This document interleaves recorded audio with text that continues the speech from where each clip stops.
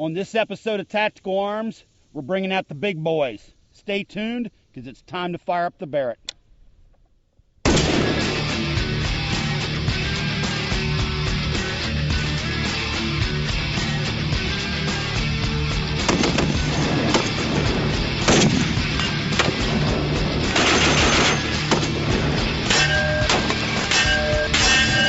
You've probably been told that size doesn't matter. That's because you don't have one of these.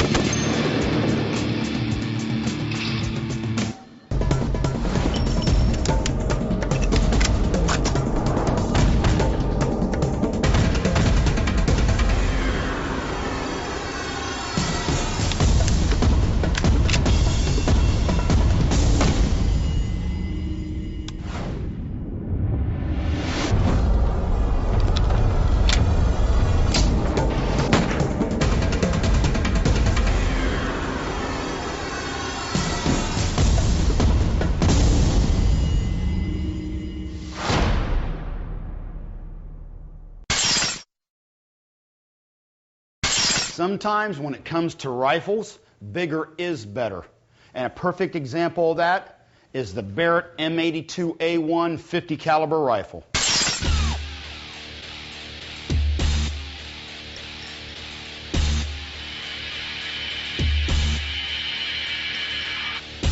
The U.S. military first bought significant quantities of the M82A1 during Operations Desert Shield and Desert Storm for use in Kuwait and Iraq. This bad boy is chambered in the 50 caliber Browning machine gun round, otherwise known as 12.7 by 99 millimeter NATO. The range and power of this rifle make it ideal for engaging light-skinned vehicles, grounded enemy aircraft, and other key pieces of enemy equipment.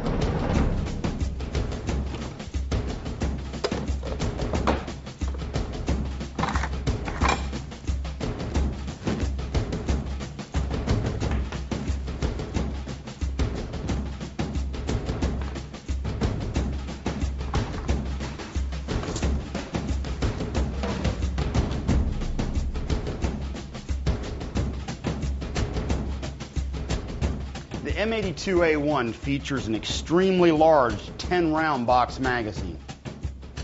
It also has a monopod on the buttstock and an M16 style pistol grip. The lower receiver houses the recoil spring and the bolt carrier, while the upper receiver houses the barrel and dual return springs. The barrel is fluted and quite heavy, and also features an extremely effective muzzle brake. Like many long-range rifles, the Barrett features a one-piece Picatinny rail mounted on top of the receiver with a forward incline. It also features an M60 style bipod.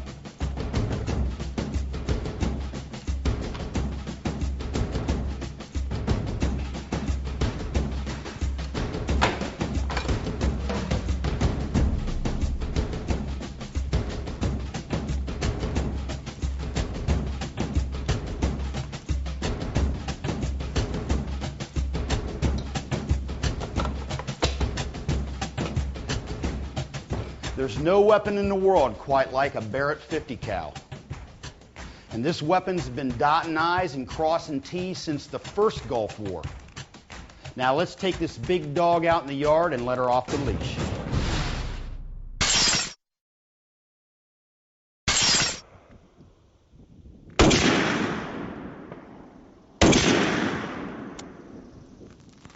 When you're talking about 50 caliber weapons, everything is relative. They achieve greater penetration than even Magnum-powered sniper rifles, but the recoil, it's not as bad as you'd expect. In addition, the Barrett M82 is more accurate than some 50 cals.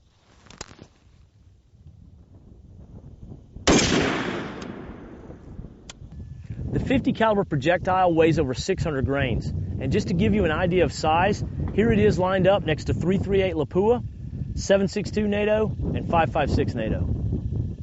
It weighs twice as much as 338 Lapua, 4 times as much as 7.62 NATO, and 10 times as much as 5.56 NATO. This monster travels at approximately 2,800 feet per second. Due to its mass and relatively low ballistic coefficient, it maintains its energy over longer distances. This means it can penetrate lightly armored vehicles at extended ranges.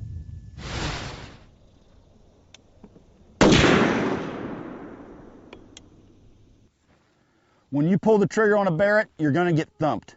It's a 50 caliber rifle, so there's really no way around it. However, due to key design characteristics, the Barrett mitigates felt recoil quite a bit, and it's really not nearly as bad as it could be.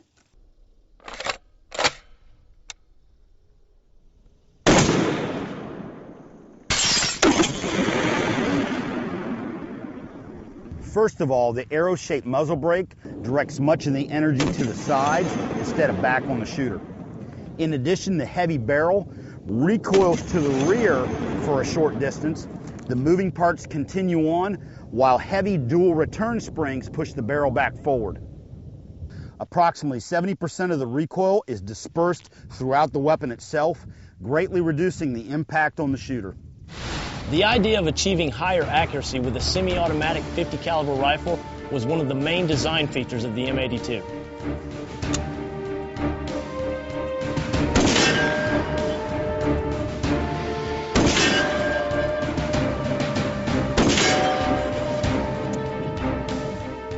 Primarily, the reduced recoil allows the shooter to maintain control of the weapon from shot to shot.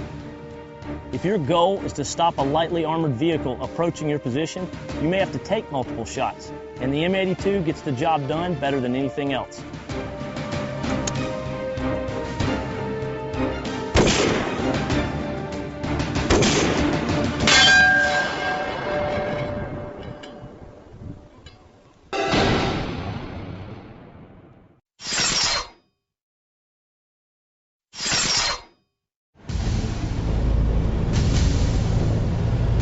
Kyle, do you see the van past the first checkpoint, high rate of speed? Yep. Clear to engage.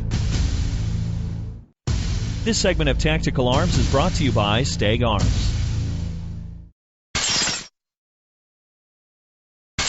A specialized weapon like the Barrett has specific needs in order to employ it properly in the field. We'll show you how soldiers in the field can use the Barrett's advanced features and compensate for some of its limitations. It's time to pay attention because Kyle and I are going to take the Barrett out in the field.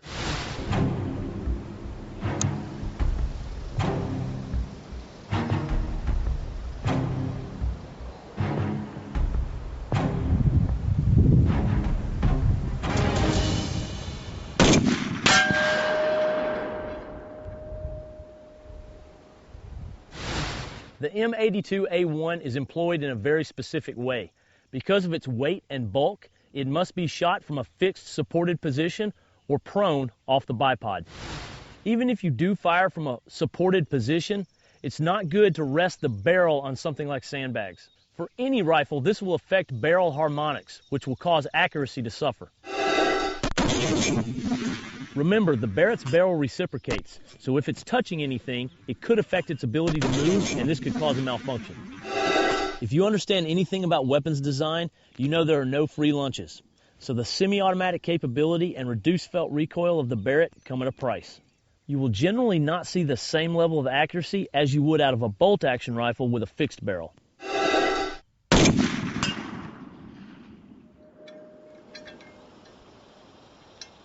Remember that the Barrett is an anti-material rifle.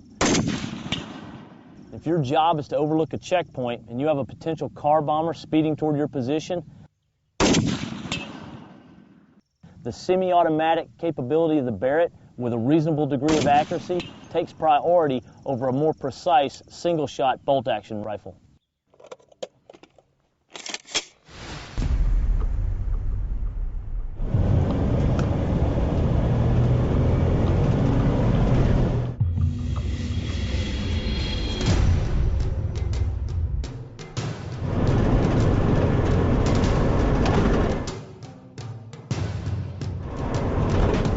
How do you see the van past the first checkpoint, high rate of speed? Yep. Clear to engage.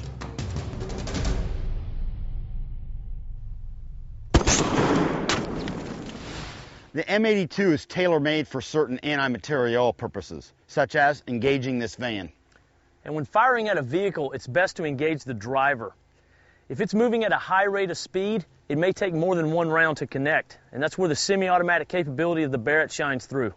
Because of its advanced features and large caliber, the Barrett is also used in explosive ordnance disposal and anti-personnel applications. As it turns out, the Barrett is not appropriate for most applications, but is certainly ideal for some applications. Okay, here we are back to the original Mag 58 challenge.